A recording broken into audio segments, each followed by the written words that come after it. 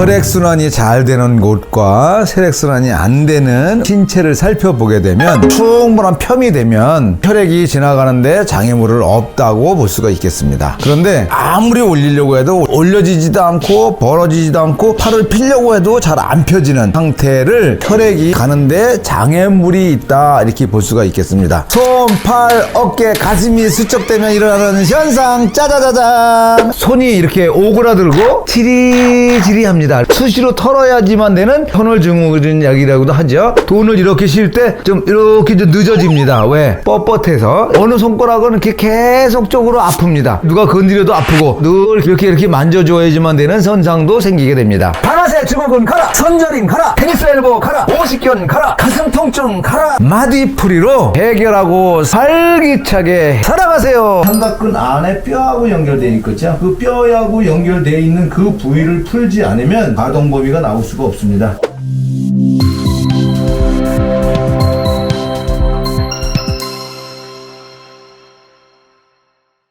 손, 팔, 어깨, 가슴이 수축되면 일어나는 현상 짜자자자. 이 노프로 설명을 드려보겠습니다. 손가락에서부터 반대 손가락까지 운동과 관리를 통해서 인대, 근육, 심줄, 근막 모든 조직들이 충분한 이완을 할 수 있는 몸을 가진 분도 있습니다. 순환이 안 됐을 때 물오징어가 마른 오징어가 되듯이 따뜻한 커피가 식듯이 우리 몸이 차가워지고 순환이 안 되면 조금씩 오그라드는 거죠. 세월에 의해서 더 이상 팔이 안 움직이는 오그라들게 되어 있습니다.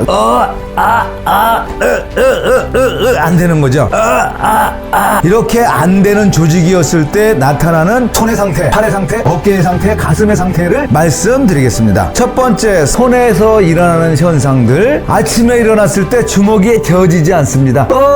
그래서 낮에 좀 움직인 다음에 부드러워지는 분들이 있습니다. 주먹을 쥘 때 어느 손가락이 안 되는 손가락이 있습니다. 이렇게 전체적으로 힘을 주면 아이고 고통스러운 분도 있습니다. 방아쇠 증후군이 있습니다. 총 쏘는 방아쇠처럼 뜨끄덕 필 때 넉넉한 조직이 없기 때문에 늘 잡아다니는 상태의 몸입니다. 시립니다. 시려 손이. 이렇게 여름인데도 불구하고 손이 차고 악수를 할 때 어려지는 손, 그리고 찬물에 손을 집어넣으면 정말 얼음에 집어넣는 것보다도 더 고통스러운 몸까지 저려오는 차가운 손가락을 가지신 분도 있습니다. 손에 땀이 줄줄 흐르게 됩니다. 파고 들어가는 손톱도 생깁니다. 어제라는 혈인데 이 엄지손가락 앞에 살이 발달이 안 돼가 쭉 꺼져 있는 분도 있습니다. 뼈가 남아있어 덜렁덜렁 되시는 분이 있습니다. 피 공급이 안 돼서, 영양 공급이 안 돼서 물러지는 거죠. 젓가락질도 힘듭니다. 숟가락질도 어려워요. 빨래도 짤 수가 없습니다. 비빌 수도 없습니다. 누마치스라고 해서 모양이 이렇게 틀어져서 펴지지 않게 됩니다. 마디마다 둥글둥글하게 딱딱하게 생기게 됩니다. 무지하게 아파요. 밖에 나가면 손이 곱아서 항상 주머니에 넣어야지만 통증을 감을 수 있는 손을 가지신 분들도 있게 됩니다. 바늘같이 실같이 가난하다는 것을 짓기가 어려운 몸이 되죠. 손가락이 어디에 부닥치면 거기가 그냥 찡하게 아픕니다. 문고리를 틀거나 차문을 열을 때도 찡찡 전기가 오는 것처럼 어렵게 되고, 공구의 연장 같은 것을 틀을 때에도 손이 저리고 아파서 일을 못합니다. 손을 짚고 몸을 이렇게 일으킬 때에도 통증이 있어 창문을 열고 닫을 때 손목이 아프게 됩니다. 비누라든가 가벼운 물체를 손으로 잡았을 때 자꾸 떨어뜨리게 됩니다. 원피스 뒤에 지퍼를 손이 힘들어서 올리지 못하게 됩니다. 화장실 뒤처리도 어렵습니다.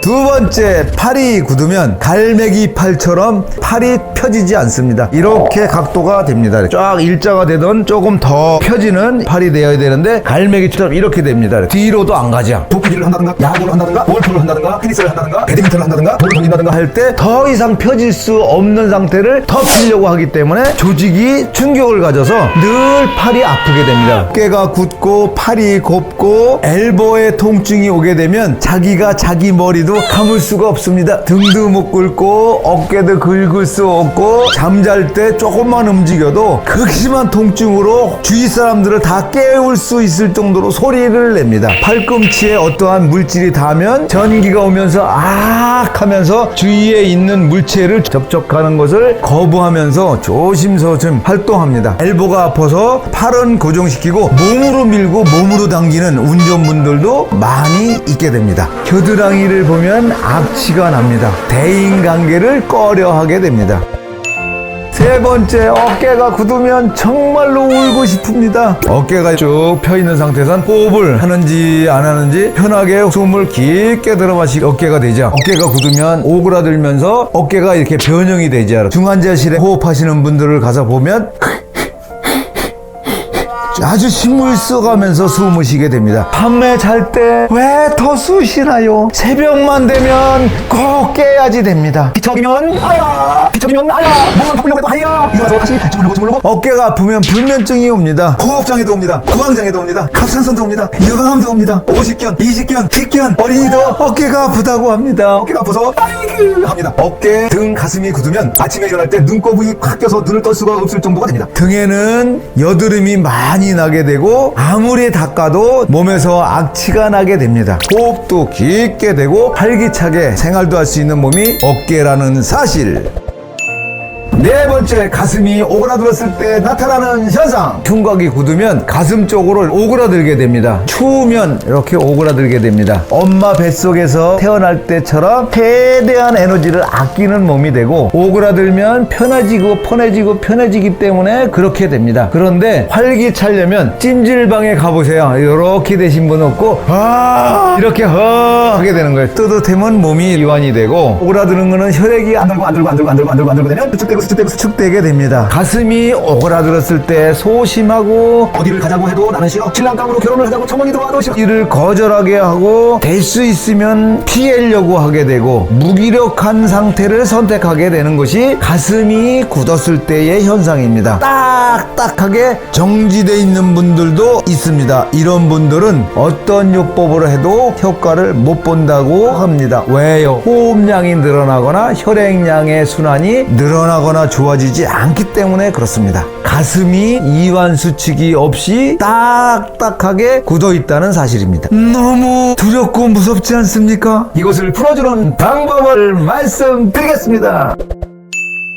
크게 네 가지 방법으로 충분한 이완이 될 수 있는 몸을 만들 수 있겠습니다. 첫 번째, 견갑골 마디풀이 어깨를 풀어줍니다. 뒤에서 어깨를 충분히 풀어주는 몸을 만들겠습니다. 두 번째, 상완골 마디풀입니다. 세 번째, 경추 목을 앞으로 굴곡시키면서 풀기. 네 번째, 목을 젖히면서 경추, 흉추, 승모근, 두판상근 풀기. 이렇게 네 가지를 겸해서 풀게 되면 오그랐던 팔이 쫙 이완되게 됩니다. 정상적인 팔의 가동 범위는 이렇게 내림과 올림이 편안하게 될 수 있어야 됩니다. 근데 이것이 안 되는 분이 있습니다. 딱딱하면서 뼈인지 조직인지 구별이 안 되는 정도처럼 아주 강합니다. 대흉근에서 온 조직, 암배근 등에서 온 조직이 삼각근 안에 뼈하고 연결되어 있겠죠. 그 뼈하고 연결되어 있는 그 부위를 풀지 않으면 가동 범위가 나올 수가 없습니다. 그래서